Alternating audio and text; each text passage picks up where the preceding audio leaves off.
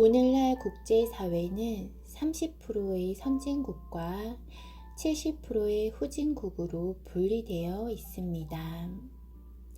30%의 선진국은 엄청난 힘을 가지고 있으나 더 이상 성장의 돌파구를 찾지 못해 정체되어 있으며 실업자 문제와 복지 문제로 큰 어려움에 봉착해 있습니다.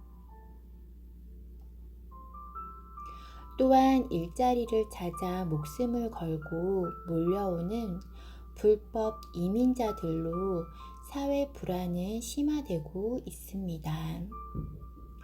이에 반해 70%의 후진국은 산업을 발전시키지 못하고 가난에 허덕이고 있습니다. 특히 하위 30%의 후진국에서는 수억 명이 기아로 고통을 받고 있고, 이러한 국제사회의 불균형 속에서 부익부 빈익빈 현상은 더욱 심화되고 있습니다. 그러나 부익부 빈익빈 현상은 잘못된 것이 아닙니다. 자본주의에서 1차적으로 일어나는 것으로 지금 이 사회는 정확하게 구성되어 있습니다.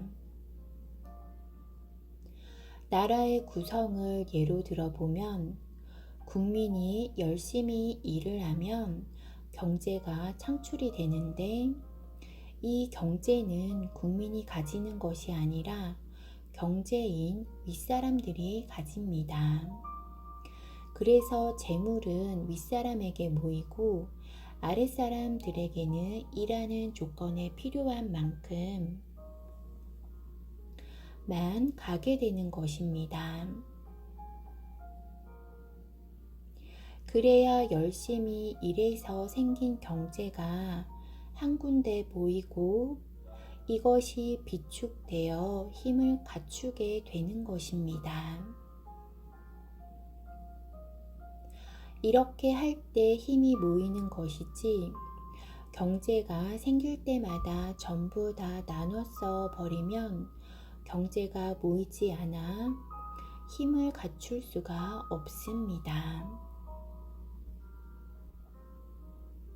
그래서 오늘날까지 힘을 갖추는 것이 완성되었습니다. 국제사회도 마찬가지입니다.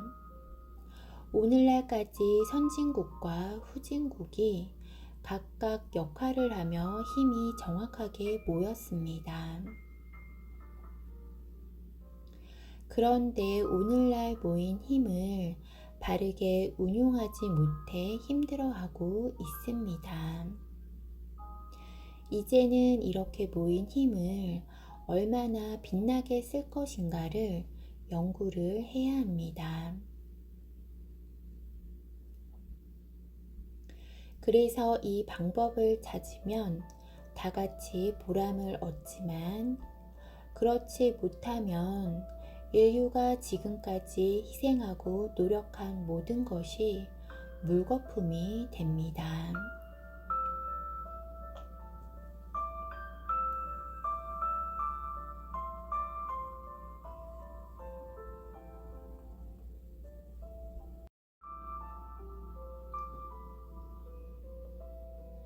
우리는 인류의 에너지를 받아 70%까지 성장을 하였고, 3대 7의 경계선인 선진국의 제일 아래, 후진국의 제일 위 70% 선상에 도달했습니다.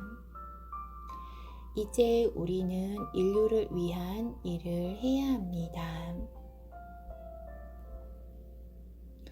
6.25 전쟁 때 국제사회의 젊은이들이 이 나라에 들어와 얼마나 많은 피를 흘렸습니까?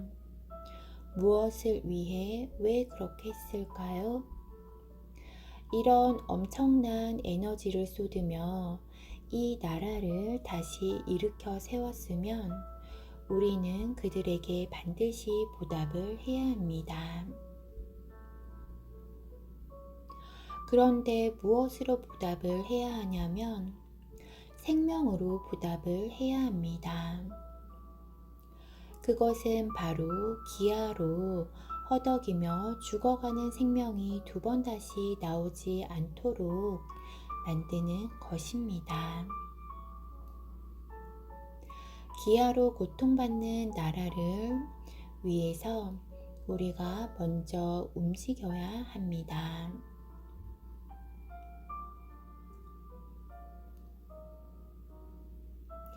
대한민국은 그들이 일을 할 수 있는 기술과 그 기술을 전수할 수 있는 인력을 가지고 있습니다.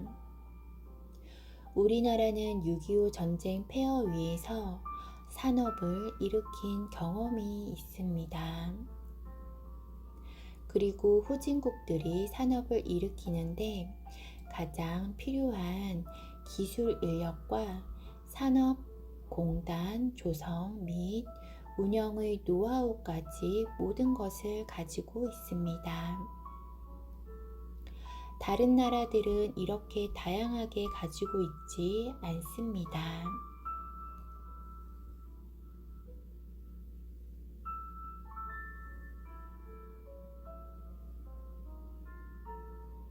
우리가 가진 역량을 모아서 30개의 공단을 만들어 기아 문제가 발생하는 지역에 나간다면 정확하게 7년이면 기아 문제를 해결할 수가 있습니다.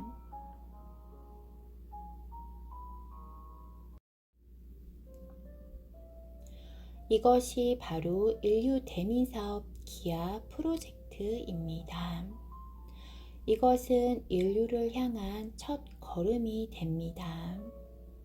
기아로 고통받는 지역에 30개 공단을 차려서 나가면 하나도 실패하지 않습니다. 그리고 시작하면 7년 만에 기아는 없어지고 우리나라의 중소기업 문제도 실업자 문제도 그 외 여러 가지 문제도 한 번에 해결되고 우리의 국제적 위상도 달라지게 되는 것입니다.